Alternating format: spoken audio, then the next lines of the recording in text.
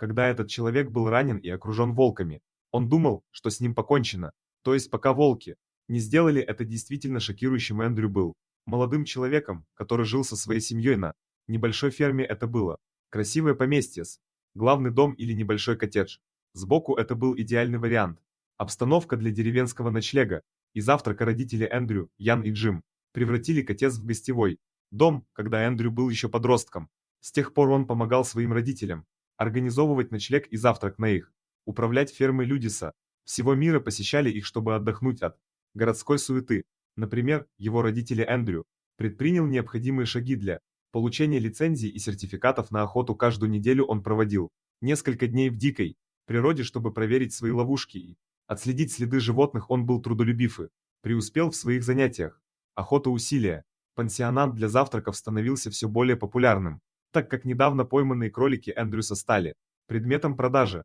Джим приготовил из кролика и кроликов, выращенных на ферме, участок выращенных растений, овощей, вкусное рагу. Это было незадолго до того, как пансионат для завтраков под названием «Известность дома» с одним горшком была усилена растущим успехом, и Гензим и Эндрю решили продолжить свою деятельность даже после того, как Эндрю окончил школу. Он взял на себя многие обязанности при дворе и был большим обогащение для своего сообщества. Он был отличным хозяином, но его настоящей любовью была охотой. На следующий день эта страсть привела в движение цепь событий, которые навсегда изменили его жизнь. Во время одной из своих обычных умеренных прогулок по лесу Эндрю наткнулся на животное, которого раньше никогда не видел. Он шел к небольшой ловушке, когда он увидел несколько молниеносных движений. Похоже, что животное запустило механизм ловушки и теперь пыталось освободиться. Оно было слишком большим для кроликов. В конце концов, он подошел достаточно близко, чтобы увидеть свежую кровь, которая плескалась вокруг щенка. Он присел на корточки, чтобы получше рассмотреть существо, и молился, чтобы оно не беспокоилось. Торговал домашним животным соседей. Эндрю вздыхает с облегчением, когда видит форму морды и ушей животного. Это не собака, а волк Эндрюс. Когда он понял, что сидит на корточках рядом с раненым ребенком, вероятно, очень рассерженной матери, он старался сохранять спокойствие и осматривал окрестности, чтобы посмотреть, есть ли у волчонка поблизости. Его родители. Эндрю колебался, задаваясь вопросом, что ему делать, но затем услышал тихий стон, исходящий от детеныша, который держал бедняжку на руках. Вещи мела, боли, вероятно, страх тоже. Эндрю смирился с тем, что она оказалась на опасном. Он знал, что мать-волчица, скорее всего, нападет на него, если он приблизится. Он не верил, что сможет преодолеть физическую выносливость. Требовала отбиваться от взрослого дикого волка или убегать от него, но он работал так, чтобы быстрее мог, и надеялся выбраться из ловушки, дотянуться до спускового рычага и освободить ногу волчонка. Это кровоточило и выглядело очень болезненным, но он видел, что раны были не слишком глубокими. Возможно, детеныш все еще мог полностью восстановиться. Эндрю обмотал ногу, поднял его и принес сладкое. В тот вечер он сильно поссорился со своими родителями. Джим и Джен беспокоились о благополучии всех своих других животных и нервничали из-за того, что поблизости был хищник, но Эндрю увидел только одно ослабленное животное, которому нужна была помощь еще до того, как наступила ночь. Джим и Ян убедились в бескорыстии Эндрю и согласились позволить ему вылечить волчонков. Следующие несколько месяцев Эндрю проводил каждый.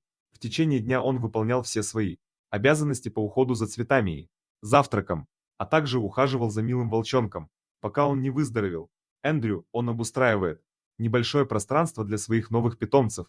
Подруга в дальнем углу сарая, далеко от кур, когда детенышу понадобился небольшой пластырь на травмированной ноге, а затем что-то.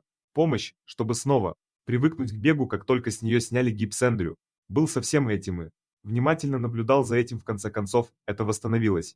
Волчонок, как и ожидалось, Эндрю понял, что его дни на ферме сочтены. Он снова был здоров и быстро рос. Однажды Эндрюс подобрал его и отнес вглубь леса на то место, где он изначально был найден. Очевидно, волк уже возвращался в свою среду обитания. Как только Андре Лослис выбежал в лес, формы Анджела улыбнулся, когда по его щеке скатилась слеза, но он бы скучал по своему пушистому маленькому другу, видя, как детеныш убегает, или по одному взгляду на него. Однако, ободряйте его, потому что это доказало, насколько это действительно здорово. Для Эндрю и его родителей это было волшебство. С годами их бизнес рос, и в конце концов они расширили хижину чтобы иметь возможность принимать больше гостей на ночь. Ян продолжала обучать Эндрю, чтобы она могла продолжать заниматься бизнесом после того, как они с мужем ушли на пенсию. Все шло по плану, за одним небольшим исключением Эндрю настоял на том, чтобы остаться рядовым охотником. Он будет выполнять дополнительные обязанности до тех пор, пока он все еще мог проводить свои тихие утренние часы в одиночестве. В пустыне система пришла в норму, и Эндрю провел утро, проверяя и выслеживая свои ловушки, и вернулся. Дамы на завтрак вернулись, все было хорошо, пока однажды Эндрю не вернулся с охоты. День начался по другому. Ян и Джим работали в пансионе для завтраков и на ферме, и Эндрю был в лесу.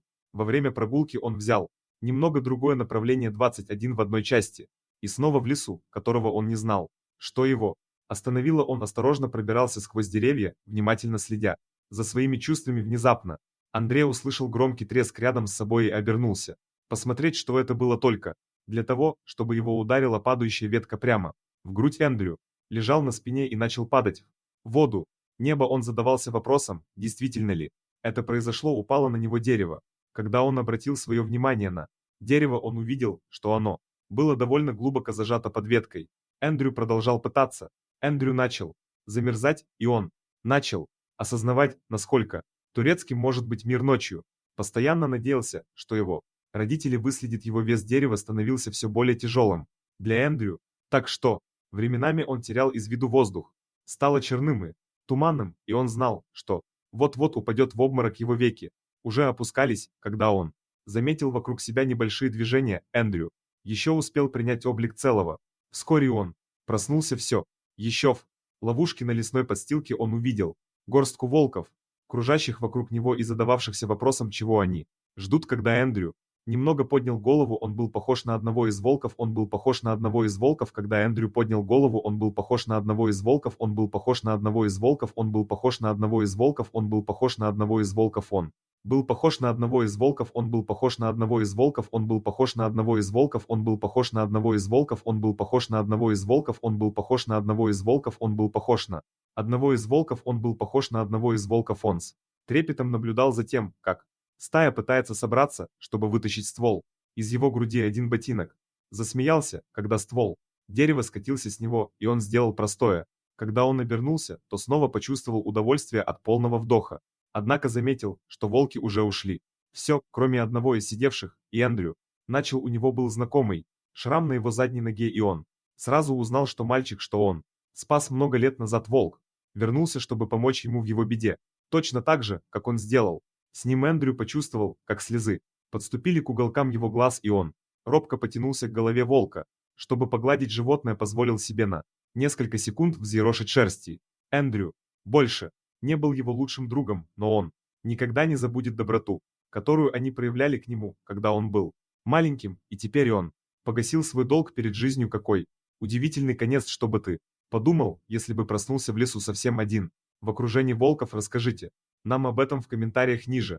Дорогие друзья, если вам понравилось видео, поставьте лайк, а также подписывайтесь на канал, где найдете еще много интересного.